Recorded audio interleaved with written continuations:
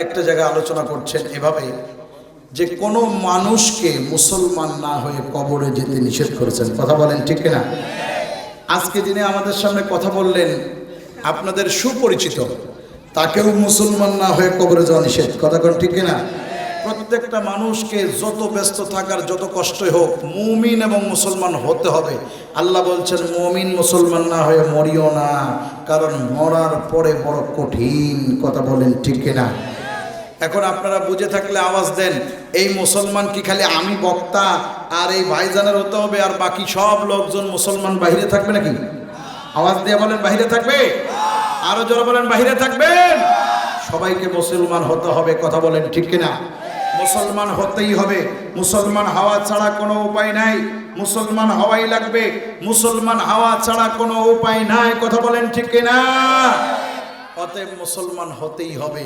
আর মুসলমান হতে হলে 1 নম্বর ঔষধ গ্রহণ করতে হবে। কয় নম্বর ঔষধ? জোরে বলেন কয় নম্বর? 1 নম্বর ওষুধের নাম জানেন? 1 নম্বর ওষুধ হলো কোরআন। বলেন কি? আপনি যদি মুসলমান হতে চান 1 নম্বর হলো কোরআন আপনাকে গ্রহণ করতে হবে। বিশ্বনবী মুহাম্মদুর রাসূলুল্লাহ সাল্লাল্লাহু আলাইহি ওয়াসাল্লাম আল্লাহর নবী জীবনের শেষ করল, সময় এসে পৌঁছে গেলেন। বিশ্বনবী যখন কোরআনুল কারীমকে হাতে নিয়ে গোটা পৃথিবীর সামনে কোরআনকে উঁচু করে ধরে বললেন, ও দুনিয়াবাসী, ও পৃথিবীবাসী, কোরআনুল কারীম তোমাদের জন্য রেখে যায়, তোমাদের জন্য আমার সুন্নাহ রেখে যায়। তারাকতু ফীকুম আমরাইন লান তাদিল্লু মা তামাসসাকতুম বিহিমা কিতাবাল্লাহ ওয়া সুন্নতি রাসূলুল্লাহ। বিশ্বনবী আমাদের জন্য 2টা জিনিস রেখে গেলেন। 1 নম্বর হলো কোরআন, কিতাব আল্লাহ, আল্লাহর কিতাব। এখানে একটা কোরআন শরীফ থাকার দরকার ছিল। 1 নম্বর হলো আল্লাহর কিতাব, 2 নম্বর হলো রাসূলের তরিকা সুন্নাত। আল্লাহর নবী কোনো পীরের বক্তব্য রেখে যায় নাই, আল্লাহর রাসূল কোনো ব্যক্তির বক্তব্য রেখে যায় নাই, আল্লাহর নবী কোনো ইমামের ইমামতি রেখে যায় নাই, আল্লাহর রাসূল কোনো ব্যক্তির ব্যক্তি পূজারি রেখে যায় নাই। কোনো ব্যক্তি যদি, কোনো পীর যদি, কোনো ব্যক্তি যদি, কোনো ইমাম যদি আল্লাহর নবীর তরিকা অনুযায়ী কিছু বলে তাহলে সেটা ধরতে হবে। যদি তরিকার বাহিরে কিছু বলে ওটা গ্রহণ করা যাবে না। কথা বলেন ঠিক কিনা? কিন্তু মুসলমান গোটা পৃথিবীতে একটা কঠিনতম রোগ ঢুকে গেছে। সেই রোগটা হলো আমাদের দিল থেকে কোরআন সরায়া দিয়েছে, আমাদের ঘর থেকে কোরআন সরায়া দিয়েছে। আমাদের প্রতিটা কামরায় কামরায় আগে কোরআন পড়া হতো, সেই কোরআন সরায়া দিয়েছে। আল্লাহর কসম, আগে সমাজে দেখা গেছে সমাজের মানুষগুলি কোরআন পড়তো, অনেক নারীরা কোরআন পড়তো, পারতো না তাও পড়ার চেষ্টা করতো। এখন সমাজে ঢুকে দেখবেন লোক বাড়ছে, বাচ্চারা বাড়ছে, যুবক বাড়ছে, যুবতী বাড়ছে, বৃদ্ধরা বৃদ্ধি হয়েছে, কিন্তু কোরআন তেলাওয়াত বাড়ে না। কথা বলেন ঠিক না? আপনাদের আওয়াজ দিতে কষ্ট হবে ভাই, আওয়াজ দেওয়াই লাগবে। আওয়াজ দেবেন না কতদিন? আওয়াজ না দিলে তো বেকায়দার শেষ নাই। কথা কর ঠিক না বেঠিক? আজকে আওয়াজ দেবেন না, এতদিন পর ইসলামের একটা জয় জয়কর সময় এসেছে, যদি এখন আওয়াজ না দাও আর 100 বছরে আওয়াজ দেওয়ার ক্ষমতা পাবো না। কথা কর ঠিক কিনা? এই জন্য এখন আওয়াজ দিতে হবে, আওয়াজ দিতে হবে যেন মুনাফিক যে কয়টা আর বাকি আছে এগুলো যেন ভয় পায়। কথা বলেন ঠিক না বেঠিক? এই জন্য আওয়াজ দেওয়াই লাগবে। আওয়াজ দেবেন না, ভয় পাচ্ছেন কিসের এত ভয়? মুসলমান ভাইরা আপনারা ভালো করে বুঝবেন, আওয়াজ না দিলে কিন্তু আরো বড় ভূত এসে কান্দে জমা হবে। কথা কোন ঠিক না বেঠিক? আপনারা কি বুঝলাম না কোন দলের লোক? এখানে কোনো দল পাকাই আছেন নাকি যে হুজুর আওয়াজ দেব না আমরা এই দলের লোক? আওয়াজ দেওয়াই লাগবে। দেবেন না মানে কথা বলাই লাগবে। দরকার হয় গরুরে চিনেন আপনারা? খারাপ কথা বলছি না, ভালো কথা। গরুর অনেক সময় জিহ্বায় স্বাদ পায় না, ঘাস টাস ভালো খায় না। আগে দেখলাম এটা করতো, এখন আর করে না। জিহ্বাটা টাইনিয়ে ধরে বাঁশের সলটা নিয়ে আসে কিংবা হালকা ছুরিতে দাঁড় দিয়া জিহ্বাটার এরকম টেনে সুন্দর করে ময়লা ফেলাই দিত। এখন আর করে না। বর্তমান ফুলাফান দেখে না, এগুলো বুঝবে না, মুরব্বীরা বুঝে। কথা কোন ঠিক কিনা? বাইরে যদি রক্তে জাম ধরে যায়, যদি আমার আপনার শরীরের মধ্যে ইমানের কোনো খতরা এসে থাকে, আওয়াজ আসতেছে না, দুনিয়ার একটা চা আর এক কাপ চা আর দুটো রুটি খায়া মেম্বার চেয়ারম্যানের পিছনে সারা দিন আওয়াজ দিতেছো, আর আল্লাহর জন্য কোরআনের জন্য তুমি আওয়াজ দিবা না। তোমার ইমানের খতরা হয়ে গেছে, ভিতরে মুনাফিকি এসে গেছে, ইমান নষ্ট হয়ে গেছে, ইমানে ঘা ধরেছে, ইমানে খতরা হয়েছে, ইমানের ডায়াবেটিস হয়েছে, ইমানের ক্যান্সার হয়েছে। এই ইমানের রোগগুলি দূর করতে হবে। ইমানের রোগ দূর করতে হলে দিনের মধ্যে সব পরিত্যাগ করে একমাত্র আল্লাহ এবং তার রাসূলের তরিকা আর আওয়াজ দিতে হবে। কথা বলেন ঠিক কিনা? প্রিয় ভাইয়ের, একটা তাকবীরের ধ্বনি দিয়ে দেখান তো, কেউ আছেন নাকি মাঝখান থেকে একটা তাকবীরের ধ্বনি দেন। কে আছে দেখি একজন মর্দ মুজাহিদ?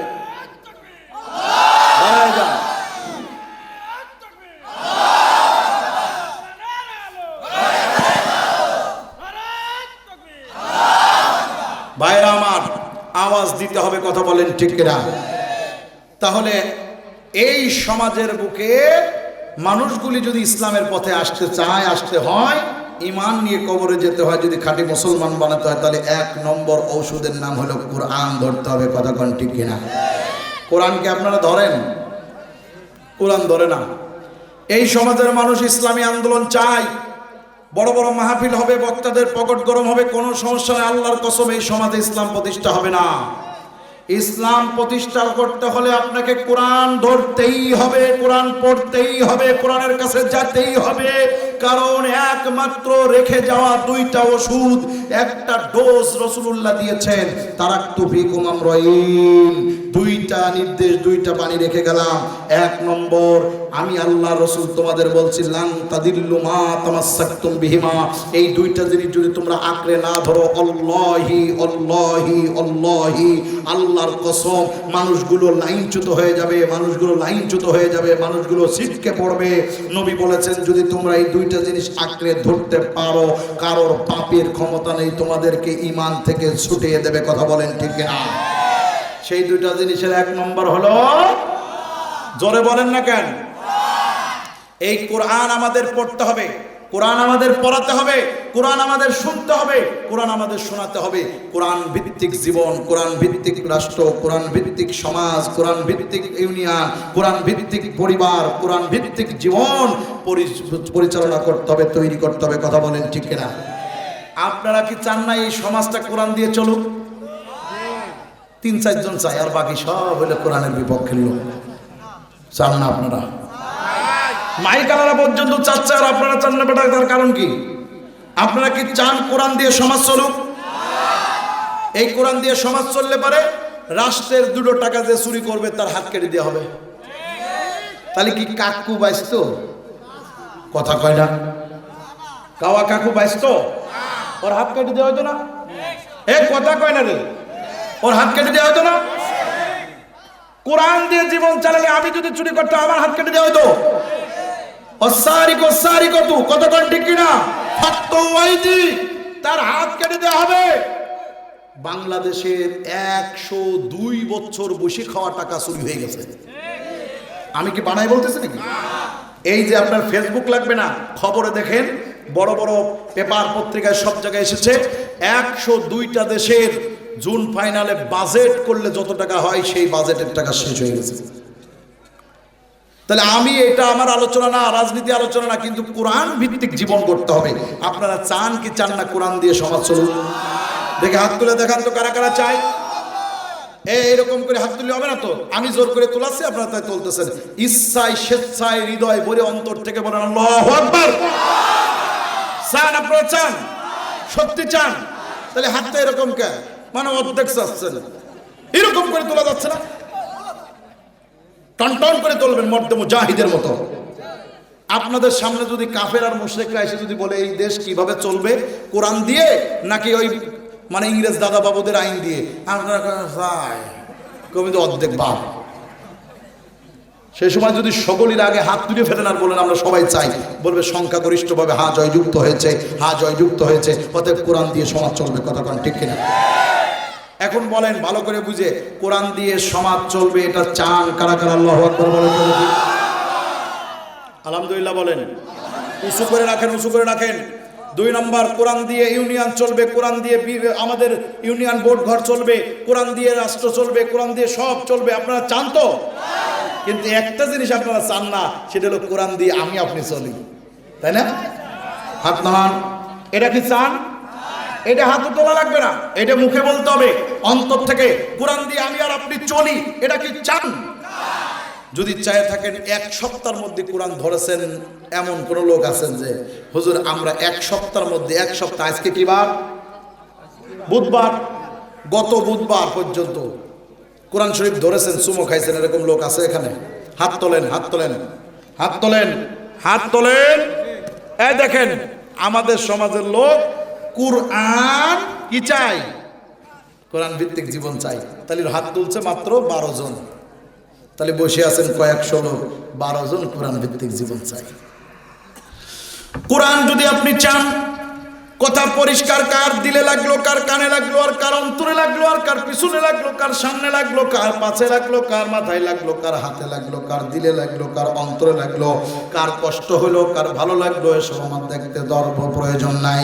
আমি দেখব কোরআন দিয়ে যদি জীবন চালাও, আল্লাহর কসম জীবনের শান্তি, শান্তি, শান্তি। যেই ঘরের মধ্যে কোরআন নাই, ওই ঘরে দেখেন শাউরি বিটার ঘরের মধ্যে কোপাকুপি, কথা কোন ঠিক কিনা?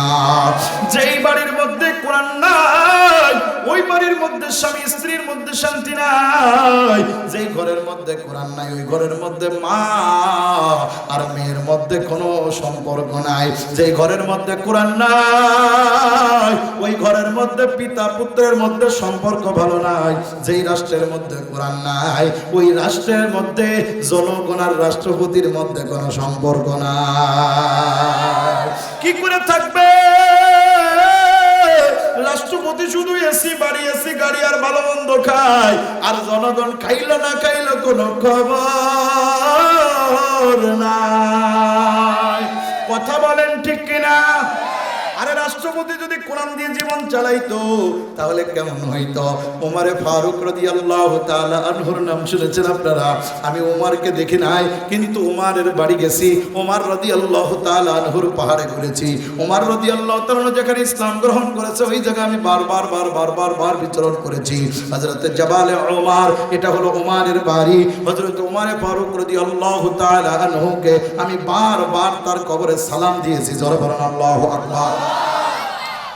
বিসমিল্লাহ বলিয়া শুরু করলাম ওমরের জীবন থেকে। কোরআন দিয়ে রাষ্ট্র চালাইলে দেখেন কি হয়। আরে একটা ছোট্ট একটা উদাহরণ নেন। ওমর আর ওমরের যে খাদেম, দুইটার মধ্যে পার্থক্য তো আকাশ আর জমিন, কথা বলেন ঠিক কিনা?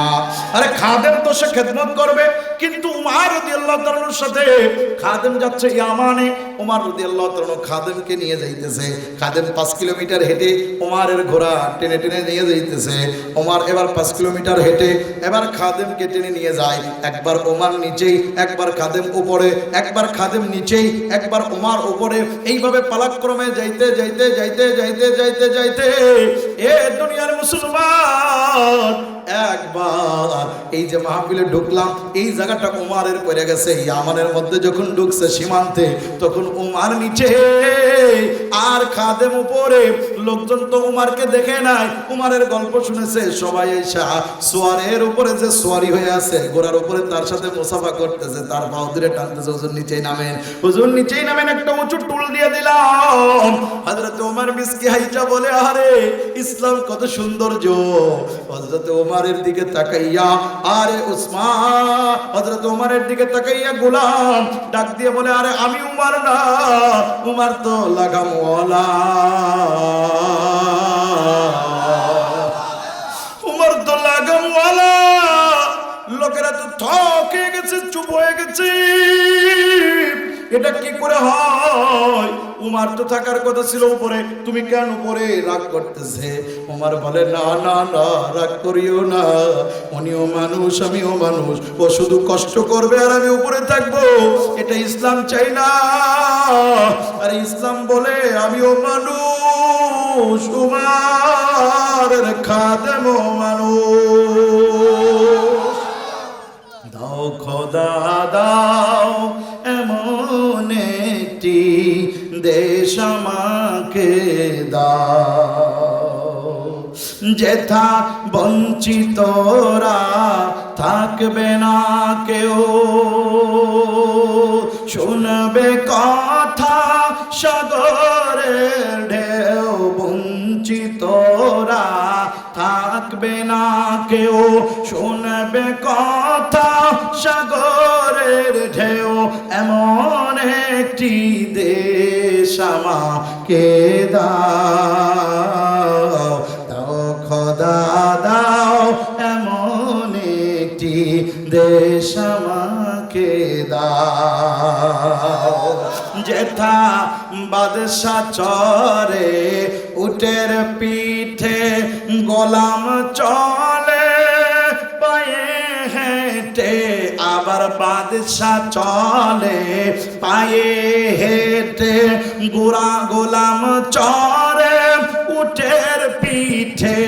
এমন একটি দেশ আমাকে দাও, দাও খোদা দাও, এমন একটি দেশ আমাকে দাও। তাকবীর বলেন, লিল্লাহে তাকবীর। মুসলমান ভাইরা আমার, ভালো করে বোঝার চেষ্টা করেন। আহারে কারে কয় পরে কোরআন দিয়ে যদি জীবন চালান কেমন হবে। ওমরে ফারুক রাদিয়াল্লাহু তাআলা আনহুর স্ত্রী, তখন উনি দ্বিতীয় খলিফাতুল মুসলিমিন হযরত ওমরে ফারুক রাদিয়াল্লাহু তাআলা এমন একজন মানুষ, তিনি ইয়ামানে সফর করতে গেছেন। ইয়ামানের গভর্নর, মুসলমানদের একজন খলিফা, তাকে ইয়ামানের গভর্নর করা হয়েছে। আল্লাহু আকবার। আব্দুল্লাহ ইবনে জুবায়ের রাদিয়াল্লাহু তাআলা সম্ভবত তখন ইয়ামানের গভর্নর। এই আব্দুল্লাহ ইবনে জুবায়েরের বাড়িতে যে তিনি থাকবেন, রাষ্ট্রীয় অতিথিরা যারা আছে বর্তমানে, তারা হলো জেলায় একটা অতিথিশালা আছে যার নাম হলো গেস্ট হাউস, রেস্ট হাউস, আর একটা নাম আছে সার্কিট হাউস, আছে না? এই guest house, rest house, circuit house বিগত দিনে কত চোর কেউ থাকতে দেখা গেছে, কথা কোন ঠিক কিনা? রাষ্ট্রের এই টাকাগুলি যদি ইসলাম ক্ষমতায় আসে, এগুলো তাদের কাছ থেকে তুলে নেওয়া হবে, কথা কোন ঠিক কিনা? তোমরা তো সামান্য সময় পেয়ে 17 বছরের বিচার করতেছ।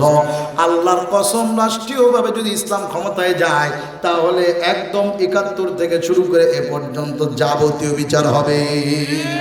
এদেশে চোরের বিচার হয়, এদেশে লুচ্চার বিচার হয়, এদেশে বদমাইশের বিচার হয়, এদেশে গরু চোরের বিচার হয়, এদেশে এতিমের টাকা মার খাওয়া নেওয়া মানুষের বিচার হয়, এদেশে বাপের হত্যার বিচার হয়, এদেশে দাদার হত্যার বিচার হয়, এদেশে কাকার হত্যার বিচার হয়, এদেশে ছোট ভাইয়ের হত্যার বিচার হয়, এদেশে কোরআনের পাখিকে হত্যা করার একদিন বিচার হবে, কথা বলেন ঠিক কিনা?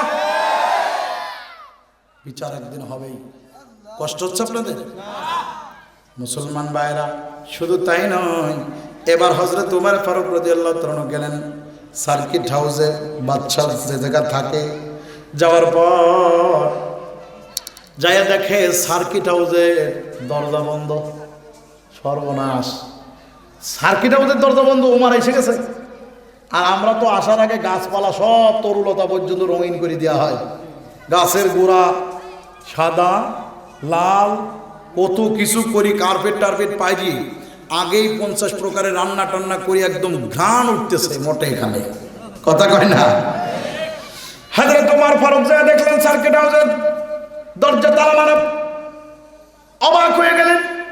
ওনাকে কেউ ডাকতে আসে না, ওনার কাছে কেউ হেল্প করতে আসে না, উনি আর শুধু গোলাম।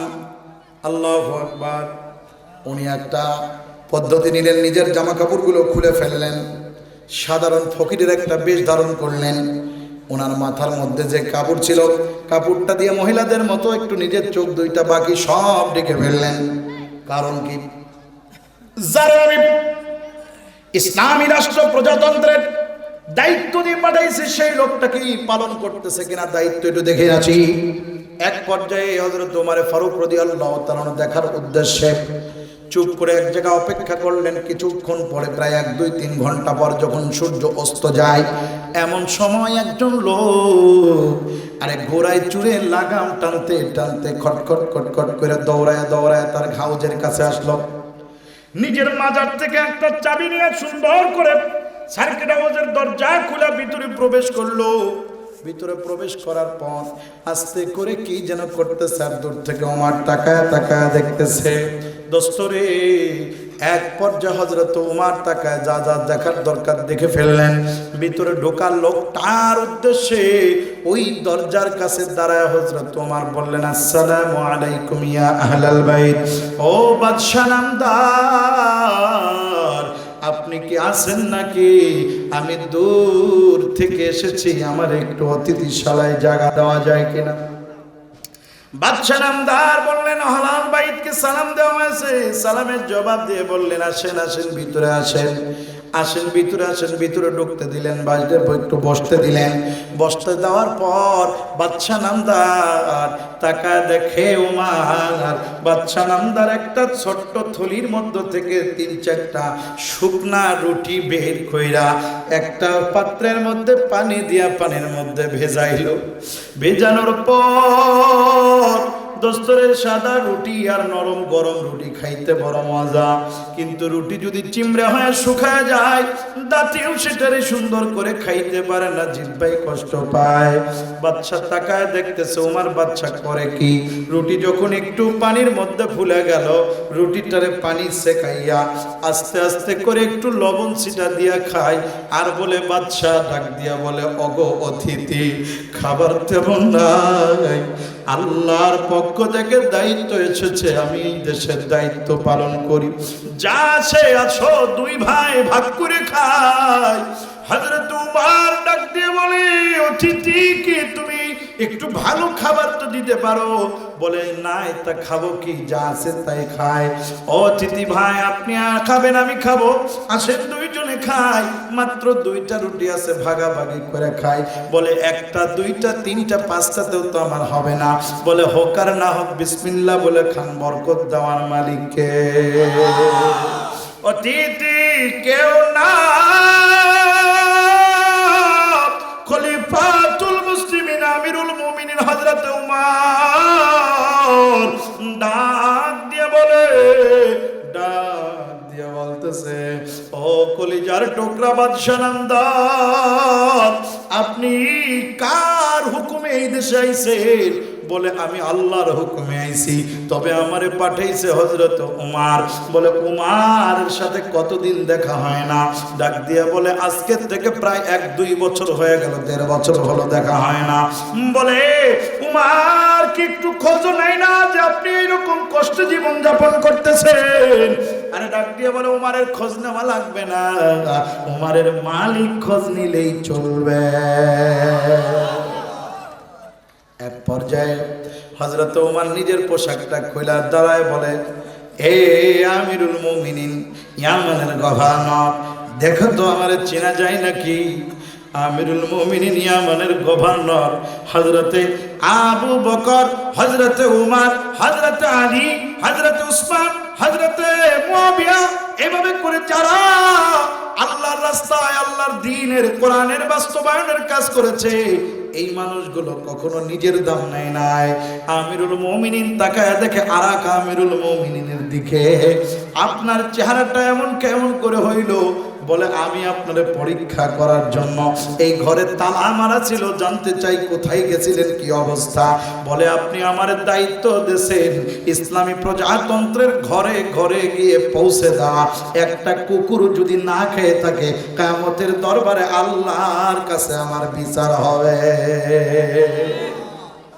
ইসলামের কোরআন যদি আপনি বাস্তবায়ন করেন, আল্লাহর কসম, প্রত্যেক বিধবার কাছে খাদ্য পৌঁছে যাবে, প্রত্যেক এতিমের কাছে খাদ্য পৌঁছে যাবে, প্রত্যেক লোকের কাছে খাদ্য পৌঁছে যাবে।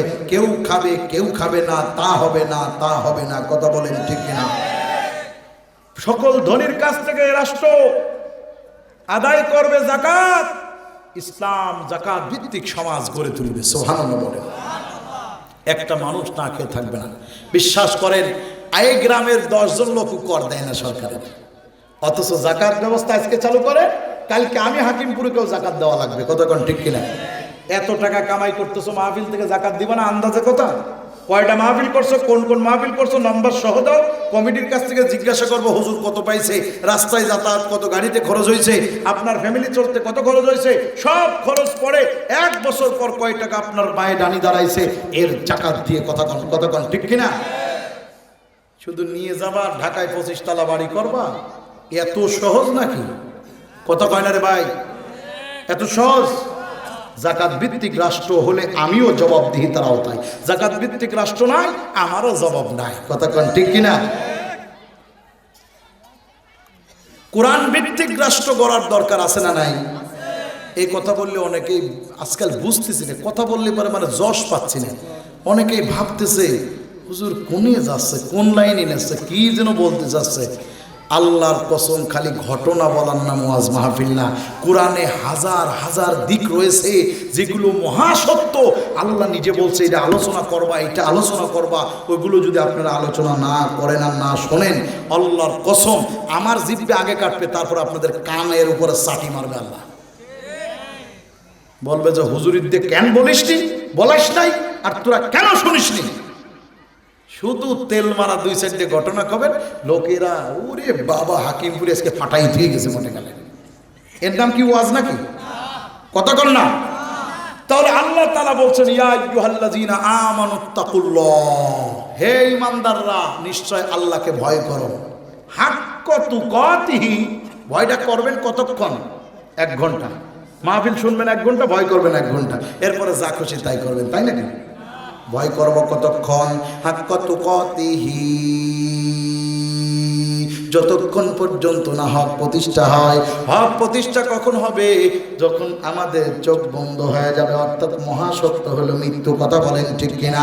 যতক্ষণ না মৃত্যু হয় ততক্ষণ আমাদেরকে আল্লাহকে ভয় করতে থাকবে। আল্লাহকে ভয় করার অর্থ হলো কোনো অজনে ফাঁকি দেওয়া যাবে না। আল্লাহকে ভয় করার অর্থ হলো পিতা পুত্র 2 জনের মাঝে পুত্র ঝিটকি মেরে কথা বলা যাবে না। মার সাথে মেয়ে কখনোই খারাপ আচরণ করা যাবে না। বৌমার সাথে কখনোই শাশুড়ি খারাপ ব্যবহার করবেন না, আর শাশুড়ির সাথেও বৌমা ঝিটকি মেরে কথা বলা যাবে না। এই হক প্রতিষ্ঠা করা মানে আল্লাহকে ভয় করার অর্থ হলো ঘরের দরজা দিয়েও গুনাহ করা যাবে না, দরজা খুলেও করা যাবে না, মোবাইল ফোনও করা যাবে না, আরে একা থাকলেও করা যাবে না, মানুষের মধ্যে থাকলেও করা যাবে না। হক প্রতিষ্ঠা করা আর আল্লাহকে ভয় করার অর্থ হলো আজান দিছে নামাজ পড়তে হবে, নামাজ বাদ দেওয়া যাবে না। হক প্রতিষ্ঠা করা আর আল্লাহকে ভয় করার অর্থ হলো সামনে রমজান, একটা রোজাও তুমি পুরুষ মানুষ কামাই দিবা না। ডাক দিয়া বলে এ দোস্ত আসো নামাজ পড়ি। কয় আমার কাপড় ঠিক নাই। আরে কাপড় তো ঠিক থাকে না মহিলা মানুষের, তোমার কেন ঠিক থাকলো না? তুমি কি মেয়ে মানুষ হয়ে গেছো? না না না, ওর ঝরতেই থাকে, পোশাক করে কুলুপ ব্যবহার করে না। তুমি আল্লাহকে ভয় করো না। কথা বলেন ঠিক না বেটি? আল্লাহকে যদি ভয় করতে, তুমি যে অবস্থায় আছো ওই অবস্থায় নামাজ পড়তে। আত্তাকুল্লাহ, আল্লাহকে যদি তুমি ভয় করতে, তাহলে রমজান মাসে কেন রোজা রাখো না? ডাক দিয়ে বলে আরে তোমার তো কাপড় নষ্ট বলে নামাজের উসলাত দিলা না, কাপড়ের উসলাত দিয়ে নামাজ পড়ো না, তাহলে রমজান মাসে রোজা রাখো নাই কেন? আল্লাহর কসম গ্যাসের রোগীর রোজা রাখলে গ্যাস ভালো হয়। আল্লাহর কসম রোগীর রোজা রাখলে রক্ত ভালো হয়। আল্লাহর কসম যাদেরকে সমস্যা আছে সমস্যা ভালো হয়। আল্লাহর কসম যাদের ডায়াবেটিস আছে রোজার মাসে তারা সবাই বলছে ডায়াবেটিসটা ভালো থাকে। হক প্রতিষ্ঠা করলে এই যে রাস্তাঘাটে হেঁটে বেড়াচ্ছে, দোকানপাটের মধ্যে খায়া বেড়াচ্ছে, ওরা কখনোই আল্লাহর ভয় করলে কোরআনের আলোচনার সামনে কোন রকম ওই রকম বেড়ানো ওই রকম ঘুরে বেড়ানোর কোনো সুযোগ নাই। কথা বলেন ঠিক না বেঠি? আল্লাহকে যদি ভয় করা যায়, কোনো একটা সত্য কথা গোপন করে তেল মারা কথা বলার সুযোগ নাই। কথা কয় না, কথা কয় না। আল্লাহরে যদি ভয় করা যায়, আল্লাহকে ভয় করো। আর ওয়ালা তামুতুন্না, আল্লাহ বলছে মরো না, মরো না, মরো না। তাহলে মরবো না মানে অবশ্যই তো মৃত্যু হবে। তুমি কেন আল্লাহ বলতেছো মরো না? আল্লাহ বলছে হা হা মরো মরো মরো। এটা কেমন কথা? ওই যে স্যার ছাত্রদের বলছে সাবধান তোরা কাল ক্লাসে আসবি না। হ্যাঁ আসবি, পড়া করি আসবি। কথা কোন ঠিক কিনা?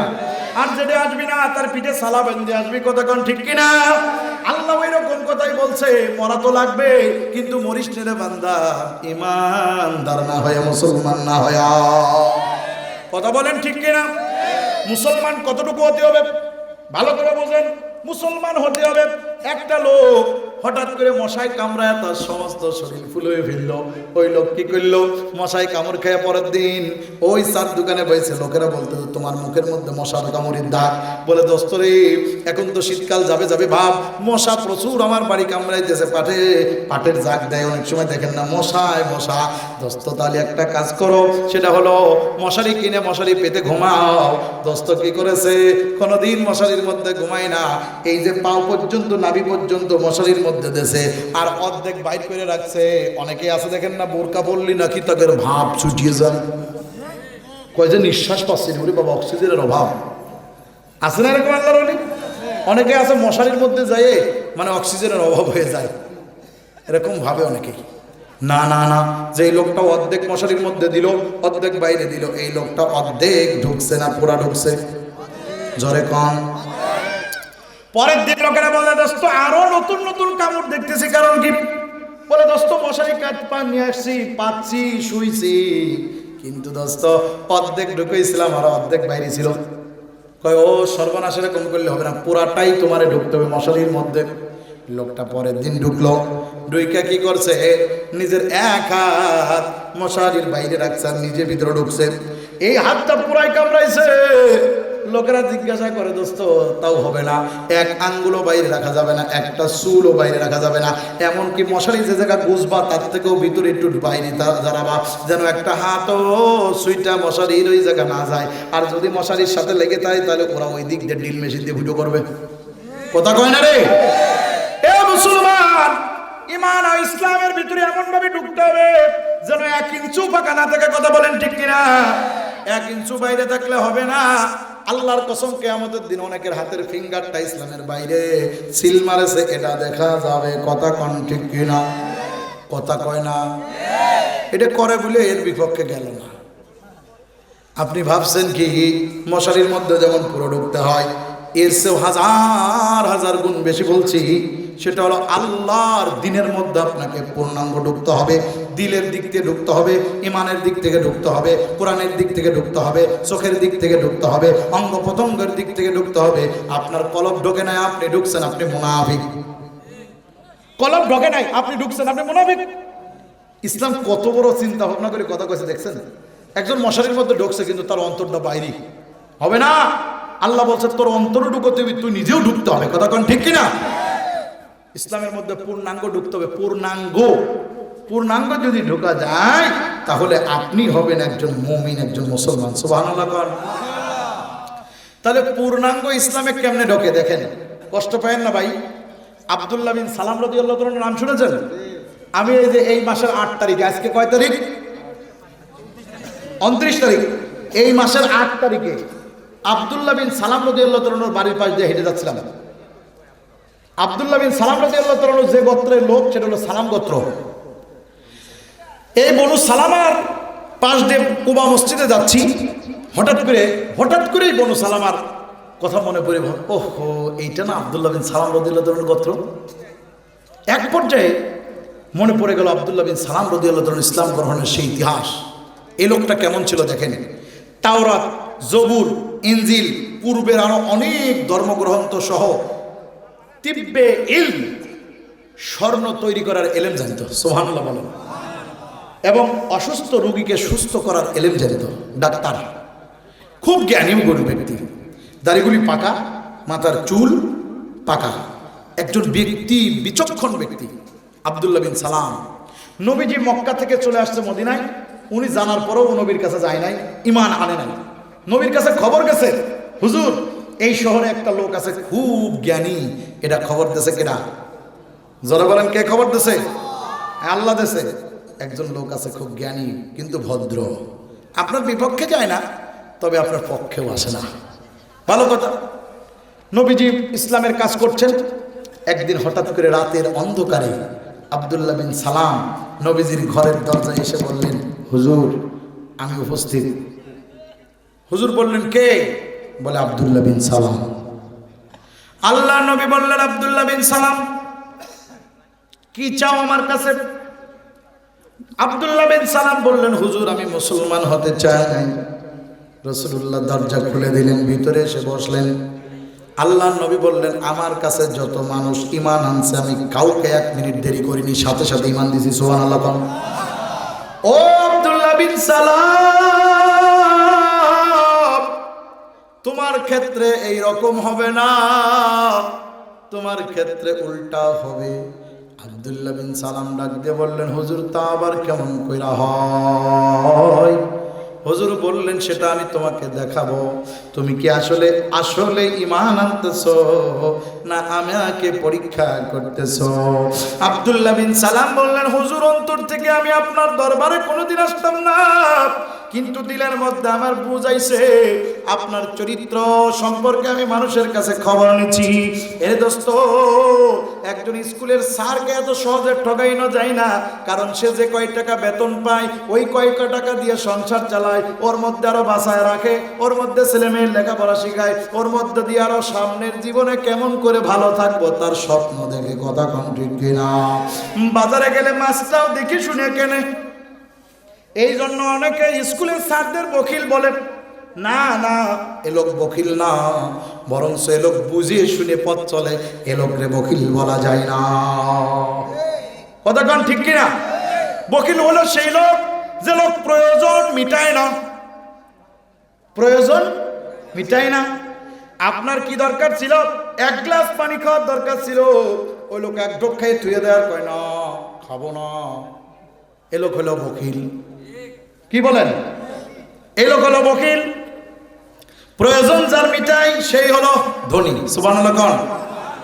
এই জন্য যারে তারে বকিল বলা যাবে না। এক পর্যায়ে আব্দুল্লাহ বিন সালাম বলতেছে, হুজুর আপনার চরিত্র সম্পর্কে মানুষের কাছে শুনছি, আপনার কথা শুনছি, সব শুইনা শেষে আমি ধারণা করছি আপনি মুহাম্মদুর রাসূলুল্লাহ, তাওরাত জবর ইনজিল সেই কথাই কয়, অতএব আর কোনো সন্দেহ নাই, আপনি আমার ঈমান দিয়ে দেন।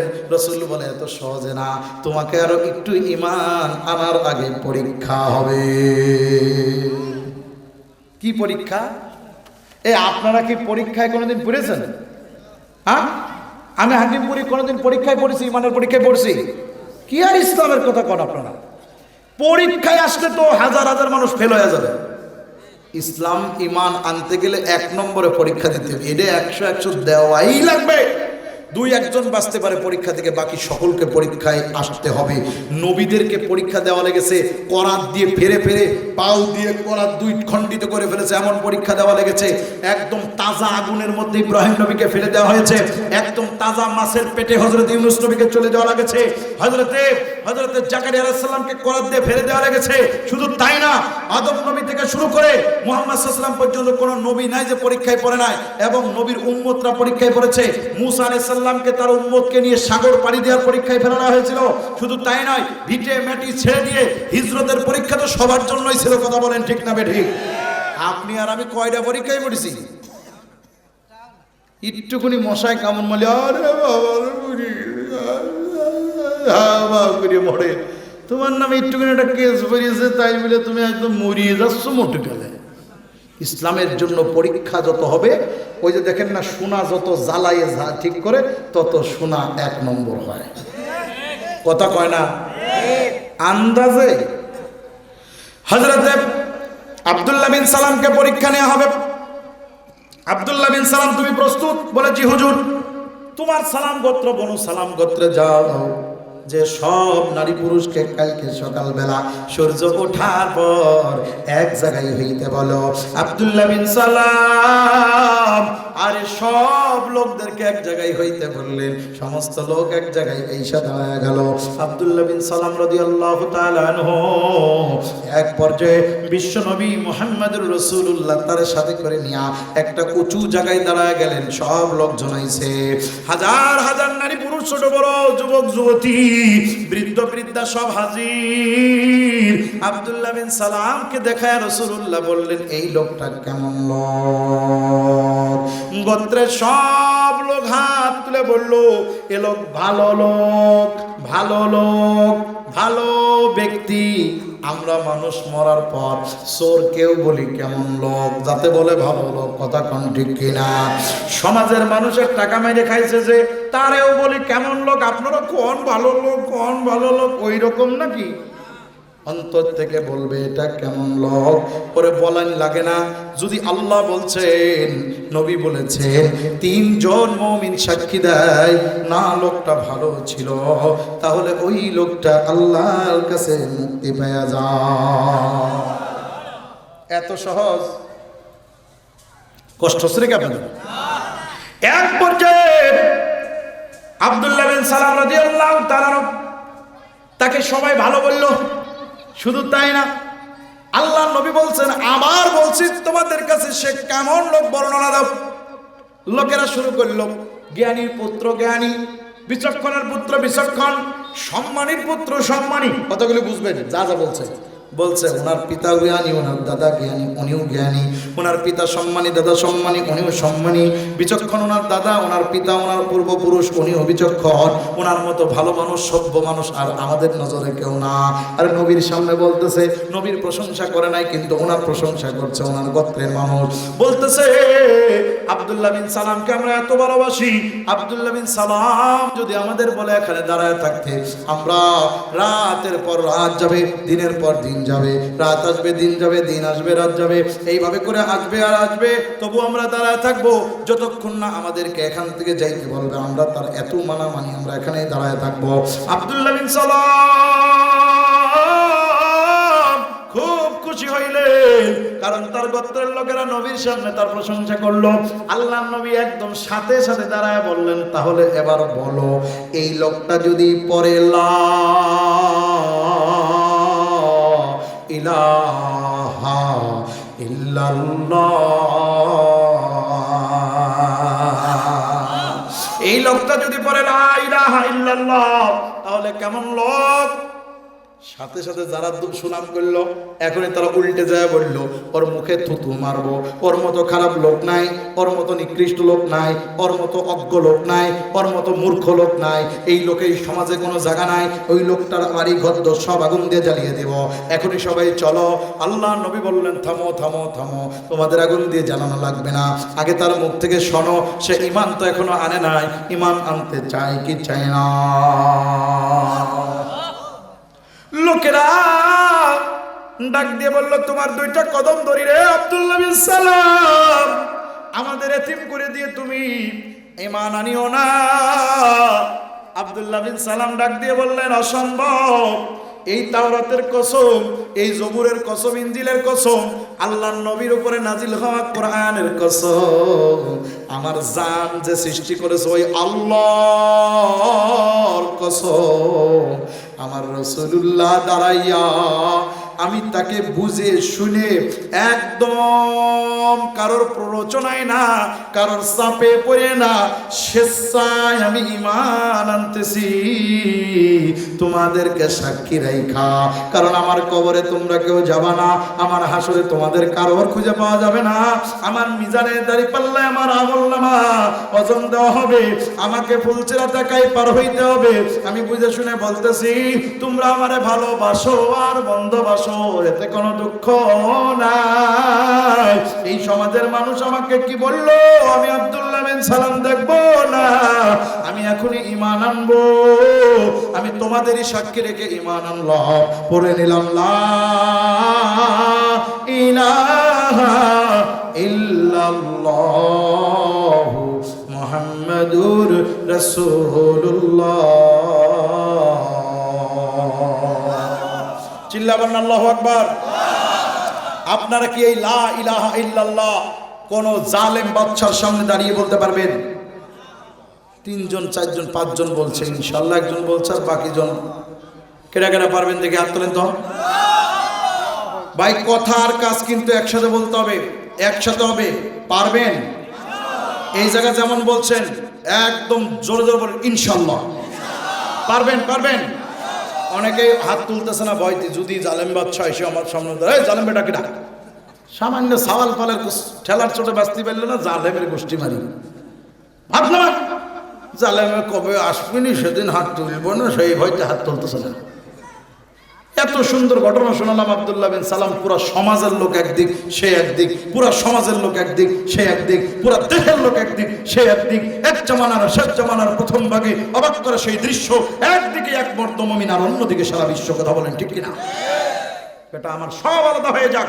আমি ইমানের কথা মসজিদে বলবো, মন্দিরে বলবো, ঈদগাহে বলবো, আমি ইমানের কথা এই মাহফিলে বলবো, আমি ইমানের কথা রাস্তায় বলবো, আমি ইমানের কথা বাজারে বলবো, আমি ইমানের কথা সংসদে বলবো, আমি ইমানের কথা ইউনিয়ন পরিষদে বলবো, আমি ইমানের কথা জেলা পরিষদে বলবো, উপজেলা পরিষদে বলবো, আমি ইমানের কথা আমার ঘরে বলবো, আমার প্রত্যেকটা কামরায় কামরায় বলবো, আমি ইমানের কথা আল্লাহর জমিনের প্রতিটা পরতে পরতে পরতে পরতে বলবোই বলবো। কে আমাকে ভালোবাসলো আর ব্যস্ত না ওসব দেখার সুযোগ নাই, আমি আল্লাহকে ভালোবাসি, অতএব আমার ইমানের কথা লা ইলাহা ইল্লাল্লাহ আমি বলবোই বলবো।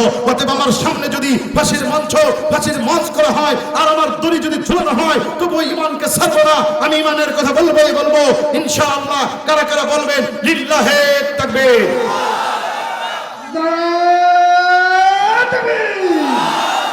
বিশ্বের মুসলিম এক হও, এক হও, দিন ইসলাম, আমার নেতা তোমার নেতা।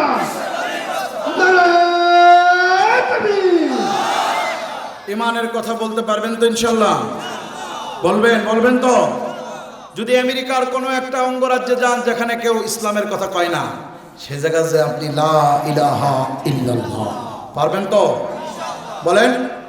কাবা শরীফে যেও কি পড়বেন? বলেন না। এরা কি আজকের মুসল্লিরা অনেক অ্যানেক্টিভ, একদম অ্যাক্টিভ না। মানে আমার কথা বুঝতে পারছেন না? আপনারা কাবাতে যাও পড়বেন লা ইলাহা, সংসদে যাও কি বলবেন? পৃথিবীর শ্রেষ্ঠতম শব্দের নাম কি জানেন তো? লা ইলাহা। এই কালিমার উপরে পৃথিবীতে কিছুই নাই। পৃথিবী একদিকে ওজন করলে যতটুকু ওজন, আর এই কালিমাটা তার চেয়ে বেশি ওজন। সুবহানাল্লাহ কোন? এটা সবচেয়ে শ্রেষ্ঠ ওজন। মরার সময় আপনি পড়লেন সুবহানাল্লাহ, আপনার ইমান দিয়ে মরেনি। আল্লাহু আকবার, ইমান নিয়ে মরেননি। লা ইলাহা ইল্লাল্লাহ, আপনি ইমান নিয়ে মরলেন। রাসূলুল্লাহ বলছেন যার শেষ কথা হবে লা ইলাহা দাখালাল জান্নাহ। নবীজি বলেননি যার শেষ কথা আল্লাহু আকবার হবে, সুবহানাল্লাহ হবে, আলহামদুলিল্লাহ হবে, ইল্লাল্লাহ হবে, অমুক তমক হবে, এইসব কথা বলেন নাই। বলছেন যার শেষ কথা। আবার মুহাম্মদুর রাসূলুল্লাহর কথাও বলেন নাই। শুধু লা ইলাহা ইল্লাল্লাহ এটুকু যদি পড়েন তাহলে সর্বোচ্চ। আপনি যদি মুহাম্মদুর রাসূলুল্লাহ পড়ার যদি সুযোগ পান, আজরাইল একটু পড়ে ছাপ মারে, তাই তো আরো বেশি সুযোগ হয়ে গেল। সুবহানাল্লাহ। এই আল্লাহর কথা সব জায়গা বলতে পারবেন তো? বউ যদি জল্লাদ হয় আর যদি বটি নিয়ে দাঁড়ায় থাকে তাও কি করতে পারবেন? কথা কয় না রে, পারবেন? হ্যাঁ। রাসূলুল্লাহ সাল্লাল্লাহু আলাইহি সাল্লামের এক সাহাবী, আমি এই যে ডাল নিচ্ছে আবার ফিরে আসতেছি। নবীজি এক সাহাবী একজন বাদশার কাছে গেছে। যাওয়ার পরে রাসূলুল্লাহর চিঠি নিয়ে গেছে। নবীজি চিঠি পাঠাইছে। বাদশাহ চিঠি পড়ে তাদেরকে ভালোবাসবে, মহব্বত করবে তা না করে চিঠিটার একদম এই দেখেন তাকান, যদিও সিরা ঠিক না তারপর ছিলাম। এই দেখেন চিঠিটা কার চিঠি ছিল? রাসূলুল্লাহর চিঠি। রে বোঝে না, এরা কথা কয় না। কোন দেশে? এই গ্রামের নাম কি রে ভাই? বিল নাথুর মনে হইতেছে না। এরা কথা কয় না। হায় এই ক্যামেরাম্যান ভাই, এদের দিকে ধরেন তো, এরা কথা কয় না। কালকে দেখাবেন যে এই লোকরা কথা কয় না। নবীজির চিঠি ছিল। বাদশা বলেন কার চিঠি ছিলছে? আরো জোরে কোন? নবীজির চিঠি ছিঁড়ে ফেলছে। এত বড় সাহস তোমার, তো নবী চিঠি ছিঁড়ে ফেলল। দেখেন নবী চিঠি ছিঁড়ার কারণে নবীজি খুব ব্যথা পাইছিলেন, কষ্ট পাইছিলেন। নবীজি এটা বদদোয়া করছিলেন। কি বদদোয়া করছিলেন জানেন? আমার চিঠি বাদশা তুমি ছিল্লা, আল্লাহ তোমার দেশ তোমাকে ছিন্ন বিচ্ছিন্ন করে ফেলবে। ওই দেশ ভাঙিয়ে টুকরো টুকরো হয়ে গেছে। আল্লাহু আকবার বলেন। আজকে আমাদের আশপাশে কিছু বড় আপারা আছে না, 7 স্টার 5 স্টাররা আছে না, ওরা খুব 7 সিস্টাররা আছে, ওরা খুব বাপ মারে। আল্লাহর কসম, মুমিনের হৃদয়ের তামান্না ভেঙে টুকরা টুকরা হয়ে যাবে একদিন। কথা কোন ঠিক না? রাসূলুল্লাহ চিঠি ছিঁড়ে ফেলল। আল্লাহ নবীর কাছে খবর আসলো হুজুর ওরা ইসলাম তো আনেই নাই, ঈমান গ্রহণ করেই নাই, বরঞ্চ আপনার চিঠি ছিঁড়ে টুকরা করে ফেলছে। আল্লাহ নবী ডাক দিয়ে বললেন, ও আল্লাহ, তুমি আমার সাহাবীদেরকে হেফাজত করো, আর আমার কলিজার টুকরা সাহাবীদের সাথে যে ঈমানের চিঠি পাঠাইছিলাম, এই চিঠি যে ছিল তার ব্যবস্থা তুমি গ্রহণ করবা। আল্লাহু আকবার। বুখারী শরীফের মধ্যে হাদিসটা আসছে সহিহ সনদে। বিশ্ব নবীর দোয়া কবুল হয়ে গেল। সাহাবীরা ঈমান নিয়ে গেছে, এই সাহাবীদেরকে বাদশা আটকায়া ফেলছে, জেলের মধ্যে রাখছে। জেলের মধ্যে রাখার পরও কোনো কিছু করতে পারে না। এক পর্যায়ে সাহাবীদের বলছে, তোমাদেরকে বাঁচায় দেব, তোমরা আমাকে মানো, আমাকে রব বলে ঘোষণা করো। সাহাবীর বলছে, যদি মেরে ফেলা দাও তাও তোমার রব বলবো না। এ কঠিন বাদশা বলছে, রব কারে মানবা? বলে আল্লাহকে। কারে কারে কারে কারে? আরো জোরে বলেন। হ্যাঁ হইতেছে, আওয়াজ দেন। রব মানবো কাকে? আঙ্গুলটা উঁচু করে দেখেন না, এই যে সাক্ষ্য দিলেন আল্লাহ পাক রব্বুল আলামিনের, এই আঙ্গুলটা টান টান করে উঁচু করেন, টান টান করে দুই হাত দুই হাত দুই হাত দুই হাত উঁচু করেন।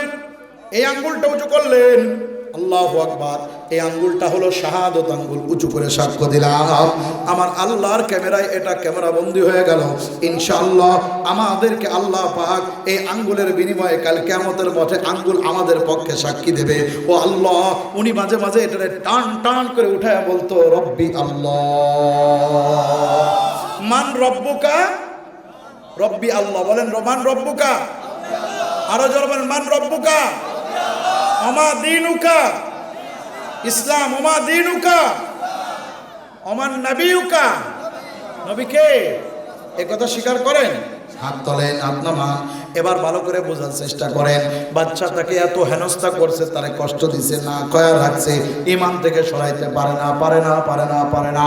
বাদশাহ ডাক দিয়ে বলে, এই লোকটার মতো এত বড় কঠিন ঈমানদার তো আমি কখনোই দেখি নাই। এই লোকটা নবীর সাহাবী, ওনার একটা কাজ করো। কি করা যায়? আহারে মুসলমান, ওই লোকটারে বলছে একটা ছোট্ট দরজা করো, যে দরজার নিচে যে মানুষ মাথা নিচু করে যায়, আর আমি চেয়ারের উপরে বসে থাকবো, পাও দুইটা সামনে দিয়া, যেন আমার সামনে মাথা নিচু করে ঢোকে। তার মানে আমাকে বড় মনে করে আমার সামনে ছোট হয়ে গেল। আল্লাহু আকবার। বাদশার দরবারে যাবে, বাচ্চা বললে এতটুকু করলেও মাফ করে দেব, কিন্তু নবীর সাহাবী তো কারোর সামনে মাথা নত করতে রাজি না। মাথা নত করব রুকুতে, সিজদাতে, কার সামনে? জোরে বলেন, মুখে বলেন, অন্তরে বলেন, হাত দিয়ে বলেন, দেখায়া বলেন, আল্লাহ আল্লাহ। কার সামনে মাথা নত করব? মুসলমান কোন কাফির, কুফার, ফাসিক, ফুজ্জার কারোর সামনে মাথা নত করতে পারে? মুসলমান নত করে কার সামনে? এক পর্যায়ে বাচ্চার দরবারে ঢুকতে বুঝে ফেলছে সাহাবী। সাহাবী কি করলো জানেন? তিনি ঢুকার আগে প্রথমে ডান পাও দিছে, তারপরে মাথা নিচু করে ঢুকছে। বাচ্চা ডাক দিয়ে বুঝা ফেলে বলে, নবীর উম্মত, নবীর সাহাবী, তুমি এত কঠিন হৃদয়ের গো, জানতাম না তুমি কারোর সামনে মাথা নত করতে রাজি না। বলে, না না। ডাক দিয়া বলে, যদি তুমি আমার কথা অমান্যই করে থাকলা, তোমারে বাঁচাইতে চাইছিলাম, বাঁচাইলাম না, তোমাকে মারে ফেলবো। বলে, আপনি আমারে মারতে পারেন, আপনি আমারে বাঁচাইতে পারেন, আরে বাঁচানোর মালিকও আপনি না, মারার মালিকও আপনি না।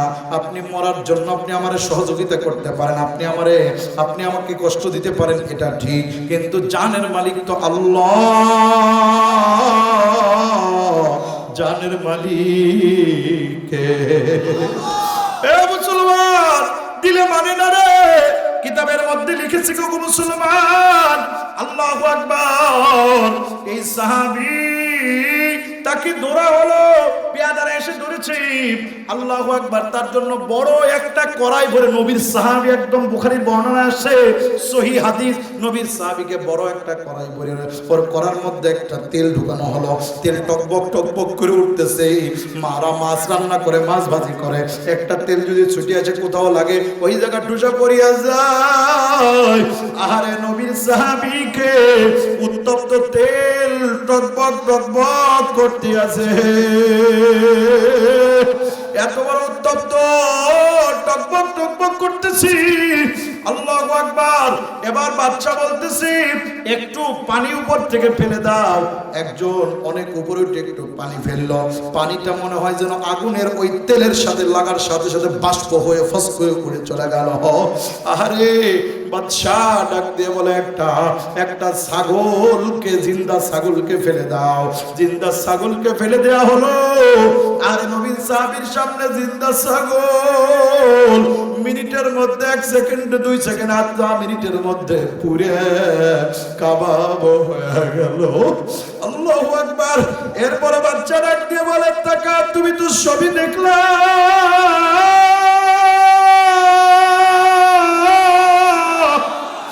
এরপরেও কি তুমি ঈমান ছাড়বা না?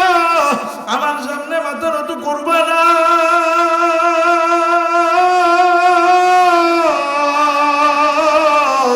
বাচ্চার সামনে সাহাবী ডাক দিয়ে বলে, না না না না না, আমি আপনার সামনে মাথা নত করব না। আল্লাহ আল্লাহ আল্লাহু আকবার, নারে তাকবীর, নারে তাকবীর। বাচ্চা, আপনার সামনে আমি মাথা নত করব না। আমি মাথা তো একবারই নত করেছি, আমি আর কারোর সামনে নত করব না। বলে, তোমার কি উত্তপ্ত তেল দেখেও ভয় লাগে না? বলে, আমি তো উত্তপ্ত তেলের ভয় করি না। যেদিন ঈমান এনেছি সেদিন তো নিজের সব বিসর্জন দিয়ে দিছি। ওরে ভালো মন্দ সব কিছু আল্লাহর পক্ষ থেকে আসছে। আমার নবীর মুখে শুনছি, ওরে ইউনূস নবী ওরে মাছের পেটে পড়ছে তবুও ঈমান ছাড়ে নাই। ওরে ইব্রাহিম নবী উত্তপ্ত আগুনের মধ্যে পড়ছে তবুও ঈমান ছাড়ে নাই। আল্লাহু আকবার বলেন, আল্লাহু আকবার। আরে বিশাল তরঙ্গ রাশি মানে ঢেউয়ের মধ্যে হযরতে নূহ নবী পড়ছে তবুও ঈমান ছাড়ে নাই। আল্লাহু আকবার, আল্লাহু আকবার। আমাদেরও পূর্বের উত্তরসূরিরা, আমরা তাদের পূর্বসূরি, তারা তো এরকমই ছিল। তাদের পরীক্ষা থেকে আমরা শিখে ফেলছি। আপনি যদি চান আমারে ফেলতে পারেন, আর না চাইলে যা ইচ্ছা তাই করেন। বাচ্চা ডাক দিয়া বলে, এ আবার পেয়াদারা, তার উপর থেকে ফেলে দাও।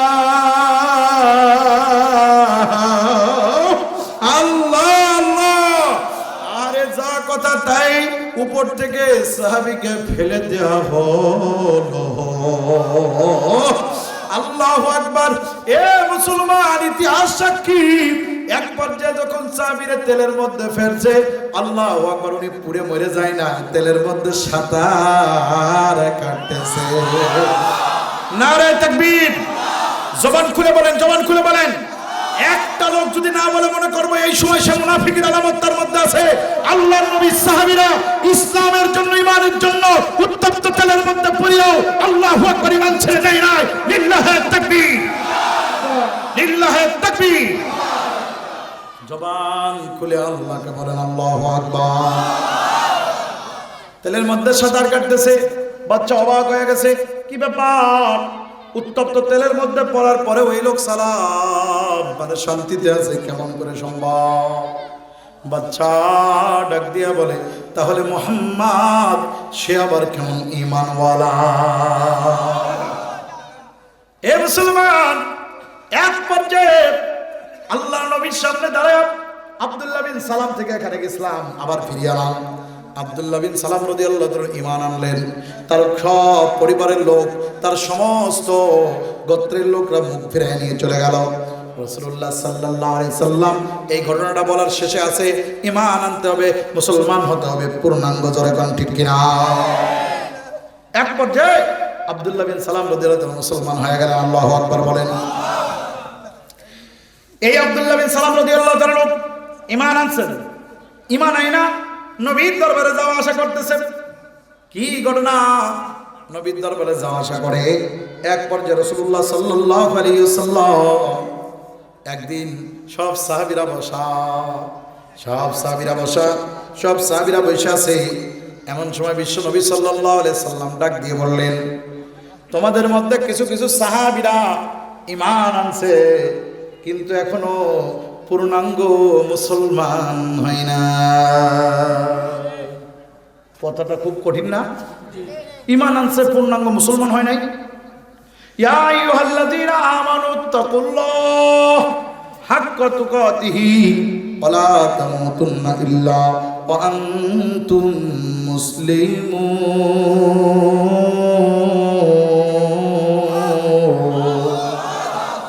বিশ্বাস করেন ওই সাহাবারা নামাজ কি ফেল করতো? এটা এই জায়গার লোক বললো, এদিকের লোক কয় না। কারণ কি রে ভাই, আমি কোন মাহফিলে আছি? কোন এই মাইক আলাদা, জোরটোর বন্ধ করে দে, মাইক বন্ধ করে দে, ওয়াজ বন্ধ, কথা কয় না এরা। আরে ভাই, নামাজ বাদ দিলে পারে ওকে মুসলমান থাকে নাকি? নিজের বিপক্ষে হলেও বলতে হবে, কথা কোন ঠিক কিনা? চুরি করছেন এক গুনাহ, অস্বীকার করতেছেন আর এক গুনাহ। চুরি করার পর স্বীকার করলেন, ভাই চুরি করে ফেলছি, তাহলে তো আপনি অস্বীকার করার গুনাহ থেকে বাঁচলেন, কথা কন না গায়া? ওই সাহাবীরা নামাজ পড়তেন না মনে হয় না, রোজা রাখতেন না, মিথ্যা কথা বলতেন, ওজনে কম দিতেন, স্ত্রীর সাথে খারাপ ব্যবহার করতেন, মা বাবারেও মার দিতেন। তাহলে কোন কারণে তাদেরকে এই কথা বলা হলো যে হুজুর সাল্লাল্লাহু আলাইহি সাল্লাম বলছেন তোমাদের মধ্যে কিছু সাহাবী আছে তারা পূর্ণাঙ্গ ঈমান আনছে কিন্তু ইসলামের মধ্যে ঢুকে নাই? ঘটনা উল্টে গেল। কি উল্টে গেছে দেখেন।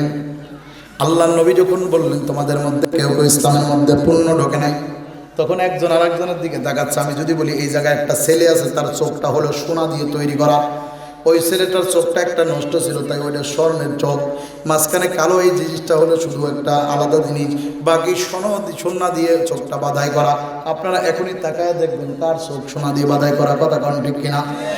কিংবা আমি যদি বলি একজন একটা চশমা চুরি দিয়ে আসছে, চশমা, কিংবা একটা গরিব সোনার ঘড়ি, চকচকে ঘড়ি, কথা কোন ঠিক কিনা? বলবেন তো হুজুর আপনারটাই কি সোনার? না না, এ মাত্র 10 রিয়ালের ঘড়ি ভাই, বেশি টাকা না। সৌদিতে কিনা অল্প টাকা, বাংলাদেশি 350 টাকা। মজার ব্যাপার এটা বলার উদ্দেশ্য না, একটা ভালো কথা বললে মানুষ এদিক ওদিক চাইয়ে দেখে কি দেখে না। আমি যদি বলি এই মজলিসে একটা লোক আসছে, ওই লোকটা এমন এক লোক, তার হাতে হাত দিয়ে মুসাফা করলে আল্লাহু আকবার, আপনি যা চাবেন আল্লাহ আপনার তাই দিবে। মজার ব্যাপার, নবী যখন বললেন এই মজলিসে কিছু লোক আছে পূর্ণাঙ্গ ঈমান আনলেও পূর্ণ মুসলমান হয় না, এক পর্যায়ে সাহাবীরা একদিকে ওদিকে তাকানি করতেছেন, কেউ কারোর দিক তাকাচ্ছেন, কে রে ভাই এরকম ঈমান আনছে মুসলমান হয় না? নবীজি সাল্লাল্লাহু আলাইহি সাল্লাম জিবরাইলকে ডাক দিয়ে বললেন লোকটারে আমার দেখায় দাও। জিবরাইল এসে বললেন হুজুর অমক অমক অমক ঈমান আনছে কিন্তু পূর্ণ ঈমান আনার পর পূর্ণ মুসলমান হয় না, ইসলামের মধ্যে পূর্ণাঙ্গ দাখিল হয় নাই। আল্লাহ নবী বললেন তাহলে এবার নাম ধরে না বলে বললেন এমন কোন সাহাবীরা আছো যারা নামাজ রোজা হজ যাকাত ফিতরা সব আদায় করো, কিন্তু একটা জিনিস ইসলামে মানো না, যে কোনো একটা জিনিস। সাহাবীরা বুঝে ফেললেন কে কে মানো না, সে নিজেই বোঝো। কি বলেন? এক পর্যায়ে এক সাহাবী হাত তুললেন, হাতটা কাঁপতে কাঁপতে কাঁপতে কাঁপতে তুলে বললেন হুজুর আমার নাম আব্দুল্লাহ বিন সালাম, আমি ঈমান এনেছি, সমাজের লোক আমার থেকে মুখ ফিরায় এনেছে, কোনো দুঃখ নাই। হুজুর আমি সব মানি কিন্তু একটা জিনিস আমি এখনো করি না। হুজুর বললেন সে কি জিনিস? বললেন হুজুর আমি তাওরাতে পড়েছি, জবুরে পড়েছি, ইনজিলে পড়েছি, যত গোশত আছে প্রাণীর হালাল প্রাণী, তার মধ্যে উটের গোশত হলো এত পরিমাণ হিট, মানুষ খাইলে শরীরের মধ্যে পাওয়ার বৃদ্ধি হয়। উটের গোশত সব গরুর গোশতের চেয়েও হিট, হাঁসের গোশতের চেয়েও হিট।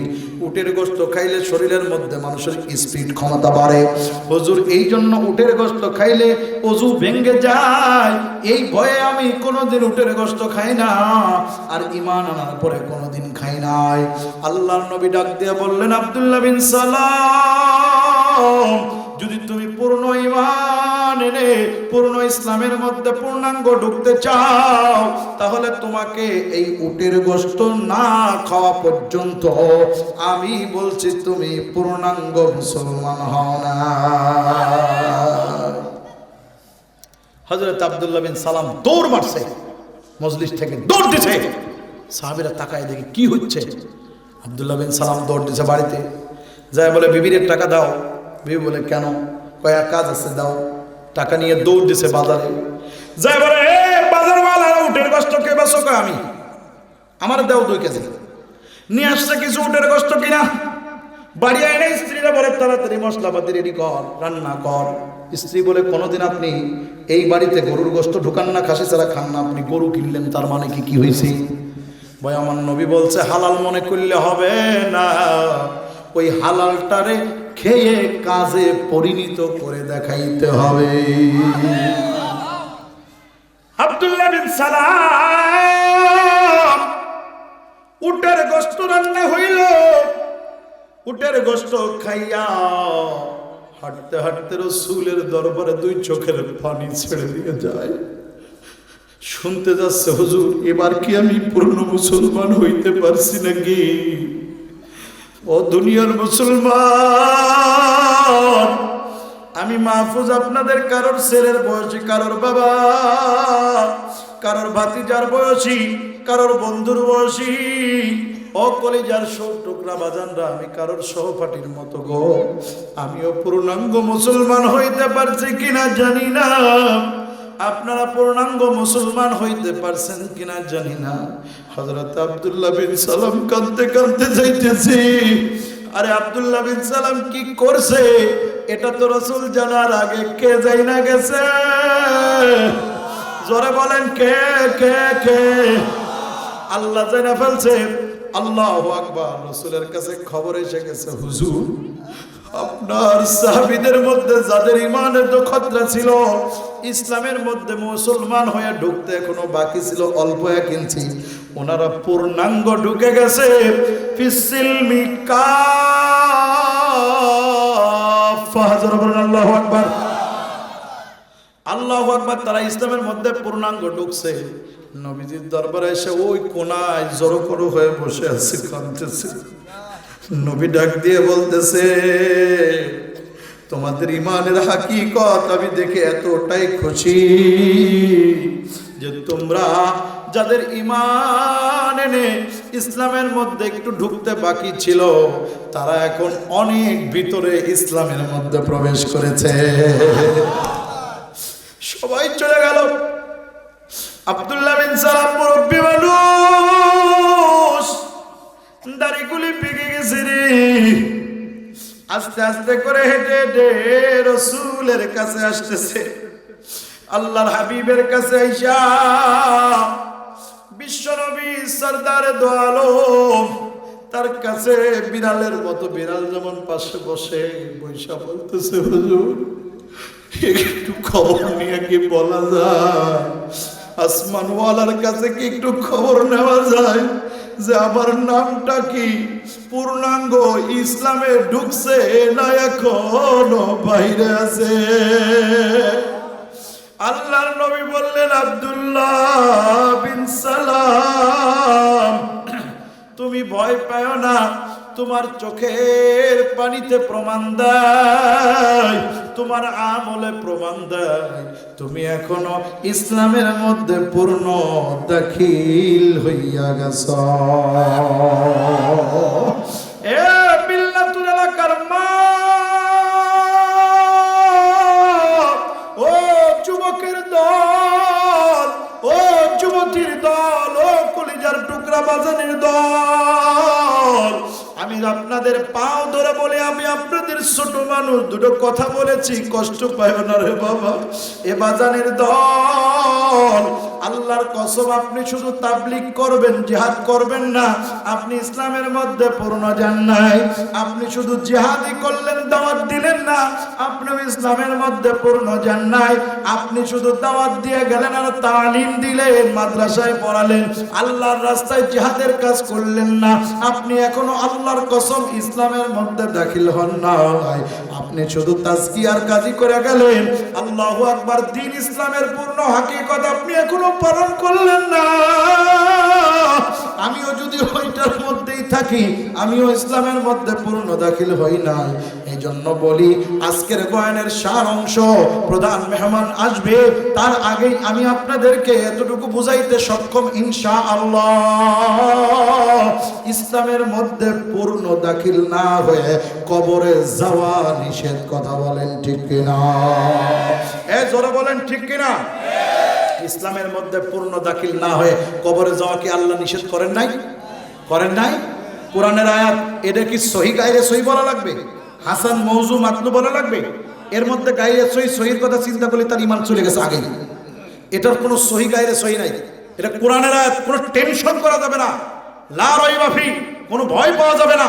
আল্লাহর কসম, আল্লাহ বলছেন, ইয়া আইয়ুহাল্লাযীনা আমানুত্তাকুল্লাহ, হে ঈমানদাররা আল্লাহরে ভয় করো, হাক্কা তুকাতিহি, ওই পর্যন্ত ভয় করার মতো করবা যে ওয়ালা তামুতুন্না, যতক্ষণ না মৃত্যুবরণ করো না, ওয়ালা তামুতুন্না ইল্লা ওয়া আনতুম মুসলিমুন, মৃত্যু যতক্ষণ প্রতিষ্ঠিত না হয়, তোমাদের কাছে না আসে, ততক্ষণ পর্যন্ত তোমরা আল্লাহকে ভয় করতে থাকো আর মরো না। কথা কোন ঠিক কিনা? মরতে নিষেধ করছেন, এখন বুঝছেন যদি মরতে যেহেতু নিষেধই করছেন, আমি ভয়ও করব না, মরবও না, তাই নাকি? বলেন তাই নাকি? এরকম হবে? আপনি ভয় করেন আর না করেন, মৃত্যু আপনার দ্বারে দাঁড়ায় রয়েছে।